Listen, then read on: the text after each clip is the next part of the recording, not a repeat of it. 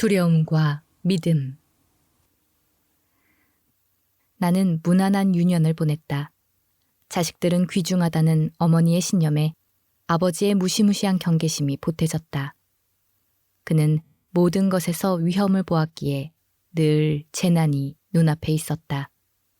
우리를 노리는 어떤 폭력적 사태가 동네 가장자리에 숨어 부모가 한눈을 팔아 우리를 채갈 수 있는 순간만 기다리고 있었다. 아무리 순진무구한 기획에서도 아버지는 위험을 보았다. 모든 풋볼 시합에서 비장 파열을 보았고, 모든 뒤뜰 수영장에서 익사를, 모든 멍에서 백혈병을, 모든 트램펄린에서 부러진 목을, 모든 발진이나 벌레 물린 데서 치명적인 수두나 열병을 보았다. 물론 장의가 문제였다. 그는 장례지도사로서 무자귀적이고 비합리적인 피해에 익숙했다. 그래서 두려움을 배우게 되었다. 어머니는 큰 것들은 하느님에게 맡겼다. 어머니의 9 자녀 가운데 그녀는 우리에게 즐겨 말하곤 했는데 계획한 것은 1명뿐이었다. 우리 나머지는 완전히 놀라운 일은 아니었지만 원인이 무엇인지 알았으니까. 하느님의 선물이었고 또 그렇게 받아들였다. 마찬가지로 그녀는 하느님이 보호해 줄 것이라 기대했으며 수호천사들이 지정된다고 믿었고 나는 그녀가 그렇게 믿었다고 확신한다. 그들의 일은 우리가 해를 입는 길로 가지 않도록 지켜주는 것이었다. 하지만 나의 아버지는 갓난아기와 아이와 젊은 남녀의 주검에서 하느님이 자연의 법칙에 따라 살며 아무리 잔인한 법규라 해도 그 법규에 복종한다는 증거를 보았다. 아이들은 중력과 물리학과 생물학과 자연 선택으로 죽었다. 자동차 사고와 홍역과 토스트 기계에 꽂힌 칼, 집안의 극약, 장전된 채 놓아둔 총, 납치범, 연쇄살인범, 터진 충수, 벌에 쏘인 상처, 목에 걸린 단단한 사탕, 치료하지 않은 위막성 후두염 등 그는 하느님이 자연 질서를 번복하기를 원치 않는 사례를 너무 많이 보았다. 여기에는 허리케인과 운석과 다른 하느님의 행동과 더불어 유년의 일탈로 인해 생기는 재난이 있었다. 그래서 나나 내 형제들 가운데 한 명이 여기저기를 가자고 하거나 이것저것을 하자고 하면 아버지의 첫 번째 답은 거의 언제나 안 되었다. 바로 그런 일을 하던 사람을 막 묻은 뒤였기 때문이다. 그는 성냥을 가지고 놀거나 헬멧을 쓰지 않고 야구를 하거나 구명조끼를 입지 않고 낚시를 하거나 낯선 사람이 준 사탕을 먹은 어떤 아이를 막 묻었다. 나의 형제 자매와 내가 성숙해감에 따라 그런 불운에 이르는 아이들의 행동도 성숙해갔다. 우리가 나이가 들면서 죽음은 재앙보다는 미묘한 인간관계에서 발생하는 것으로 바뀌어갔다. 번개에 맞은 아이들 이야기는 자살로 이끈 짝사랑, 과속과 음주나 약물 과용으로 죽은 10대, 부주의하다는 것 외에는 달리 탓할 것 없는 그냥 엉뚱한 시간에 엉뚱한 장소에 있는 바람에 당한 수많은 죽음의 이야기로 바뀌었다. 기도의 힘과 자신의 세심한 돌봄에 믿음이 있었던 어머니는 종종 아버지의 금지 명령을 번복하곤 했다. 오, 에드. 그녀는 저녁을 먹으면서 아버지와 말다툼을 하곤 했다. 애들은 그냥 내버려둬. 아이들도 스스로 뭔가 배워야 해. 한 번은 내가 길 건너 친구 집에서 자고 오는 것을 허락하지 않자 아버지한테 우스꽝스러운 짓 좀 하지 마, 에드. 하고 말하기도 했다. 뭐야? 그녀는 책망했다. 방금 짐이 슈라이오큰의 집에서 자고 오는 바람에 죽은 아이를 묻고 오기라도 한 거야? 아버지는 어머니의 개입을 반대라기보다는 미쳐버린 세상에서 들리는 이성의 목소리로 여겼다. 그러나 그것은 이따금씩 어머니의 믿음이 아버지의 공포를 누르는 승리일 뿐이었다. 그녀가 강력한 증언을 들고 싸움에 나서면 그는 술 취한 사람이 찬물과 뜨거운 커피를 대하는 듯한 반응을 보였다. 마치 고마워, 그게 필요했어 하고 말하는 것 같았다. 하지만 아버지의 공포는 진짜였고 근거가 없지 않았다. 주위 모든 사람이 사랑하고 원하고 보호하고 쭉쭉 빠는 교회의 아이들도 아무런 보장이 없었다. 동네는 미친 개, 말라리아를 옮기는 모기, 집배원이나 교사로 가장한 범죄자가 들끓었다. 그의 하루하루의 생활이 알려주듯이 늘 최악의 사태가 당장이라도 벌어질 것 같았다. 그에게는 나비조차 수상쩍었다. 그래서 어머니는 기도를 하고 하느님의 자녀답게 단잠을 자는 반면 아버지는 늘 깨어있고 늘 경계하고 늘 전화벨 소리, 혹시 장례식장에서 한밤중에 전화를 할 경우에 대비해 와 경찰과 소방서 통신을 청취하는 무전기 소리가 귀에 들리는 곳에 있었다. 어린 시절 아버지가 먼저 일어나 나와 내 형제자매들이 잠을 깨기를 기다리지 않은 날은 단 하루도 기억나지 않는다. 또 19살이 될 때까지 내가 집에 사는 동안 우리가 집에 오기를 기다리지 않고 아버지가 먼저 잠든 밤은 단 하루도 기억나지 않는다. 매일 아침이면 아버지는 무전으로 들은 간밤의 새로운 재앙 소식을 전해주었다. 매일 밤이면 자신이 지도한 슬프고 차분한 장례식 이야기를 들려주었다. 우리 아침 식사와 저녁 식사에는 혼자 된 사람과 가슴 아픈 사람, 비참한 사람과 사별한 사람들이 함께 앉아 있었으며 그들 가운데는 자식의 죽음으로 치유할 수 없는 상처를 입은 부모도 있었다. 어머니는 그의 걱정에 맞서 슬쩍 어이없다는 표정을 지으며 우리에게 자유를 허락해 주었다.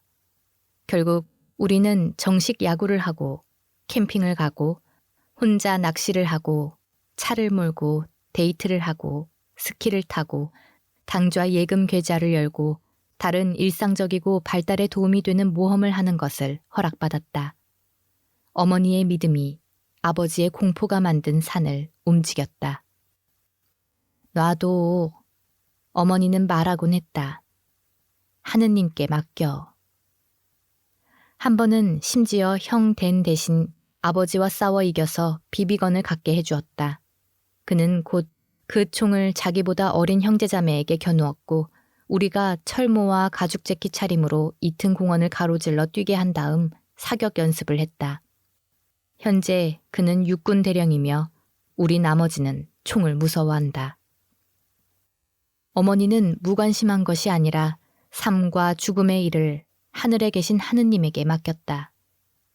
그 덕분에 어머니는 마음 편하게 우리가 우리 잠재력을 최대한 발휘하며 사는지 확인하는 것을 하루하루의 관심사로 만들 수 있었다. 어머니는 성품, 성실성, 사회에 대한 기여, 우리 영혼의 구원에 관심이 있었다. 어머니는 하느님이 자녀들의 영혼에 대한 책임을 자신에게 직접 물을 것이라는 믿음을 감추지 않았으며 오늘날에는 급진적인 생각이다. 따라서 그녀의 천국은 우리의 좋은 행실에 달려 있었다. 아버지에게는 우리가 어떤 행동을 하느냐, 우리가 어떤 인간이 되어가느냐 하는 문제는 우리가 존재한다는 부서지기 쉬운 현실의 부수적인 것이었다. 그 가엾고 걱정 많은 사람에게는 우리가 있다는 것으로 충분했다. 나머지는 아버지는 말하곤 했다. 불로소득이다.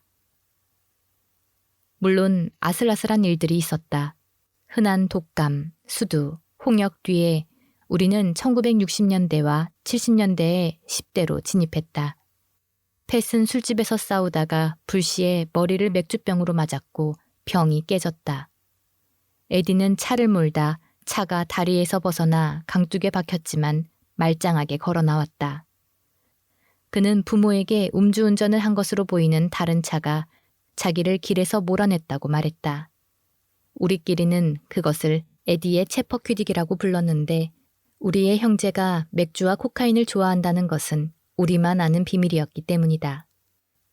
줄리에는 친구가 차로 나무를 받는 바람에 앞쪽 유리를 깨고 밖으로 튕겨나갔는데 머리 가죽이 찢어지고 상처가 난 것 외에는 멀쩡히 살아서 그 이야기를 우리에게 해줄 수 있었다.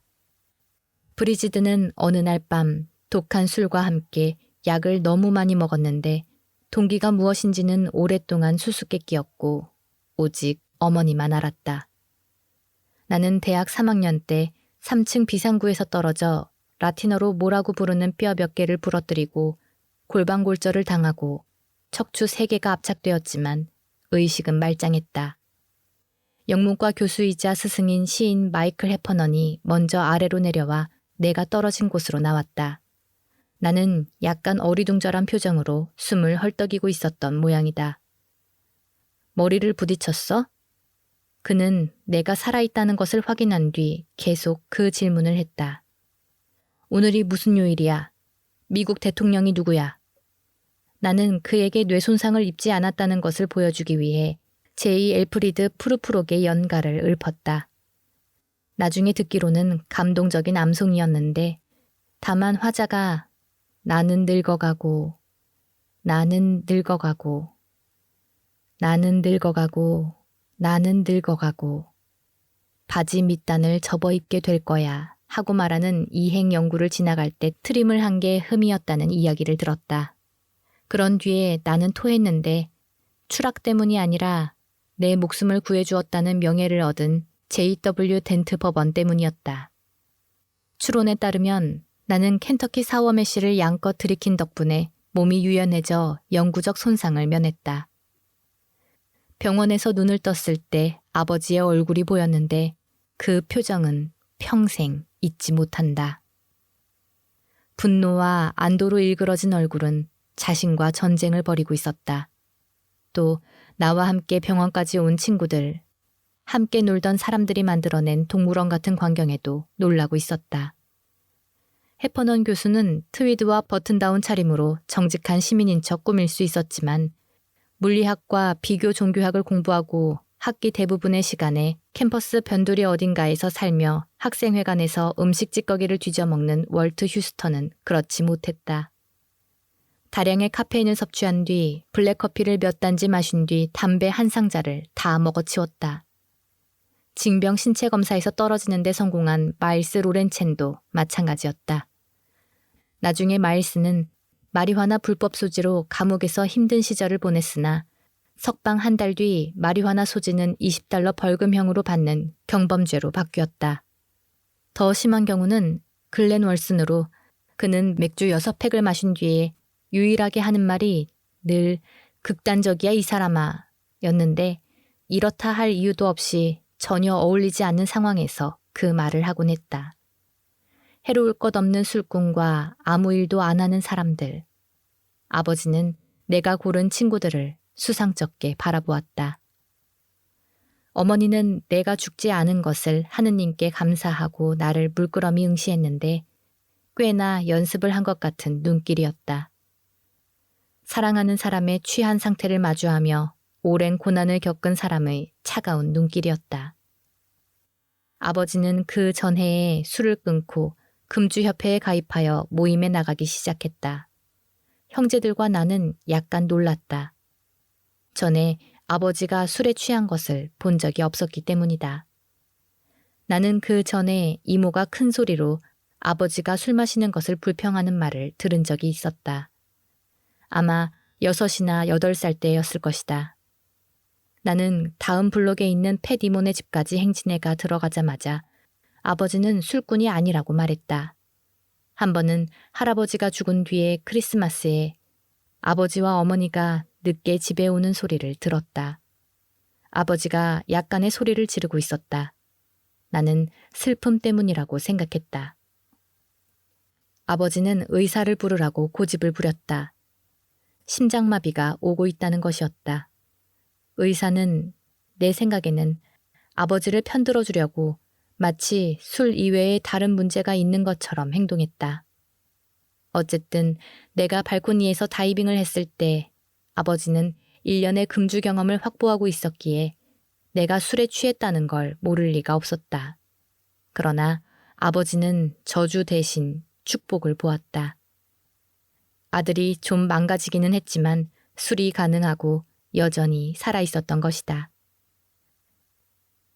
이제 두 부모 모두 세상을 떴는데 내 생각에 아버지의 천국의 변함없는 핵심 조건은 자식들 가운데 아무도 그곳에 없는 것이고 어머니의 천국의 핵심 조건은 우리 모두가 늦든 빠르든 틀림없이 자신을 뒤따를 것이라는 직관일 것이다.